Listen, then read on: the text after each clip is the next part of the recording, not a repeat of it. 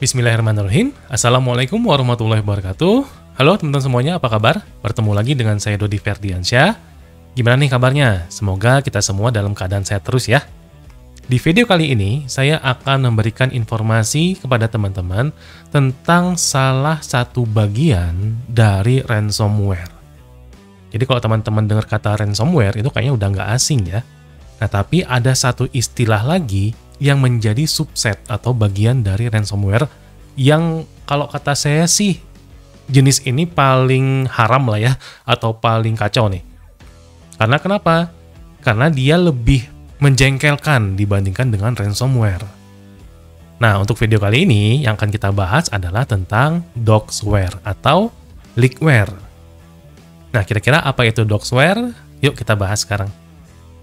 Doxware atau istilah lainnya kita kenal dengan yang namanya leakware. Nah, ini sama-sama aja sih ya, doxware dengan leakware ini, cuman beda istilah saja. Nah, apa itu doxware atau leakware ini? Sebenarnya doxware ini merupakan bagian dari ransomware. Jadi secara fungsinya dia sama kayak ransomware. Nah, teman-teman tahu kan ransomware itu apa? Ya, jadi ransomware itu merupakan sebuah malware yang kalau kena komputer kita atau menginfeksi komputer kita, maka dia akan mengenkrip semua data-data yang ada di dalam sistem atau komputer kita. Kemudian, dia akan meminta tembusan supaya data kita bisa dibuka kembali. Terus apa dong Pak bedanya dengan doxware ini? Nah, kalau ransomware, ketika data kita itu di-encrypt oleh ransomware, maka data kita masih tetap ada di dalam komputer kita. Kemudian si pembuat ransomware-nya, dia hanya meminta tembusan saja, tidak akan sampai menghapus data-data kita. Nah, tapi beda dengan doxware. Doxware ini kan saya bilang tadi dia lebih kacau lah ya, lebih haram ya. Kenapa? Karena ketika data kita di-encrypt oleh doxware ini, si pembuat doxware atau ransomware tadi, dia akan mengancam kita. Ancamannya itu selain minta tembusan, dia juga akan memblow up atau membocorkan data-data yang sudah terkena doxware tadi. Nih, makanya saya bilang doxware ini dia lebih sadis dibandingkan dengan ransomware. Kemudian, kira-kira siapa saja yang menjadi target dari serangan doxware ini? Ya, paling banyak sih perusahaan-perusahaan besar ya, atau corporate. Tapi tidak sedikit juga kasus-kasus yang terjadi pada individual. Makanya teman-teman harus tetap hati-hati ya ketika browsing atau main-main di internet.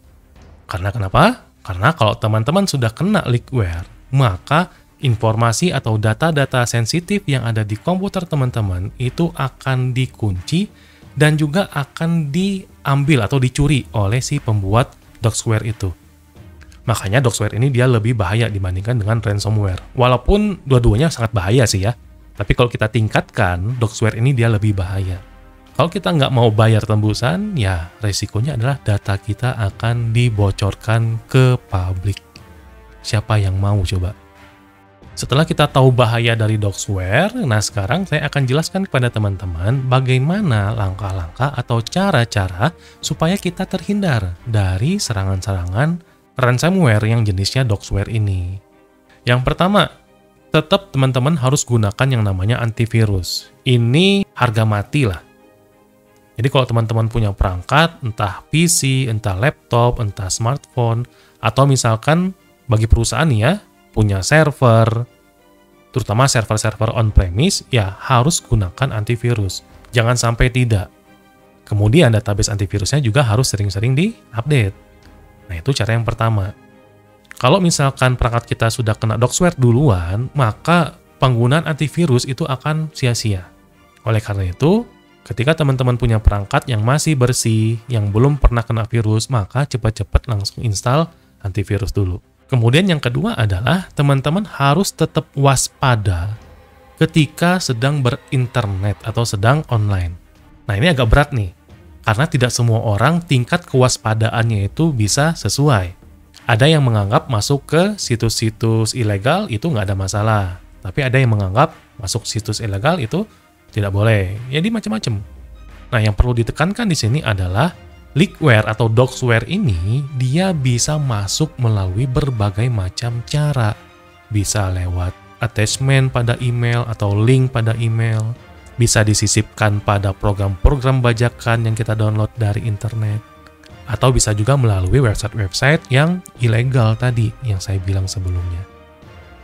Jadi banyak sekali, dan masalahnya kita tidak tahu di mana posisi doxware ini berada. Makanya, poin 2 ini dituntut teman-teman harus lebih waspada. Misalkan kalau ingin download program, ya download di website yang legalnya. Kalaupun tidak di tempat yang legal, teman-teman bisa lihat reviewnya. Kalau banyak yang mereview positif, nggak ada masalah. Tapi kalau reviewnya nggak ada, atau sedikit, kemudian ratingnya jelek, saran saya jangan di-download deh program-program seperti itu. Kemudian yang ketiga, hati-hati dalam menggunakan email atau membuka attachment pada email ya. Nah, poin ini paling sering saya tekankan nih pada teman-teman. Jadi kalau misalkan dapat email baru dari seseorang yang tidak kita kenal, mendingan abaikan. Kalau enggak, cek aja sih isinya. Atau istilahnya header-nya ya, header dari emailnya.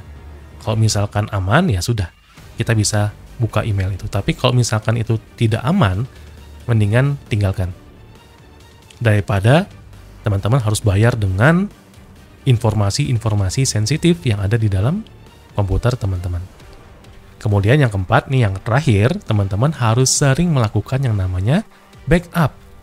Nah, backup ini merupakan sebuah aktivitas yang paling gampang, tapi males. Gampang banget. Jadi teman-teman tinggal copy paste dari komputer ke flash disk misalkan, atau dari komputer ke tempat penyimpanan di cloud, misalkan kayak Google Drive, Box, dan lain-lainnya. Ya terserah. Bahkan di Google Drive itu dia kan punya fitur auto sinkronus ya. Kalau teman-teman tempatkan file yang penting itu di sebuah folder yang sudah kita setting sinkronusnya, maka Google Drive akan otomatis melakukan backup. Nah, proses backup sekarang itu sudah sesimpel ini. Kalau dulu zaman saya kuliah, iya. Kalau mau nge-backup harus pakai CD dulu ya, CD RW. Kemudian di burning pakai Nero misalkan, yang masih kealaman Nero ya. Ribet. Nah, tapi kalau sekarang itu sudah gampang. Jadi teman-teman mulai membiasakan untuk selalu backup. Nah, yang di backup adalah data-data yang penting. Tidak semua file atau data itu harus di backup. Jadi dipilih dulu. Ini yang penting, ini yang penting, ya sudah. Tinggal copy paste ke sebuah folder atau dikirim ke flash disk. Selesai. Oke, nah ini adalah cara-cara dan juga tips kepada teman-teman supaya terhindar dari serangan-serangan yang namanya doxware ini. Oke, gimana nih informasinya teman-teman? Apakah bermanfaat? Jika informasi ini bermanfaat, silakan teman-teman share video ini, terutama informasi yang ada di video ini ke teman-teman atau saudara-saudara kita yang lainnya, supaya tidak ada yang terjebak atau terjerumus terhadap serangan-serangan yang menggunakan teknik doxware ini.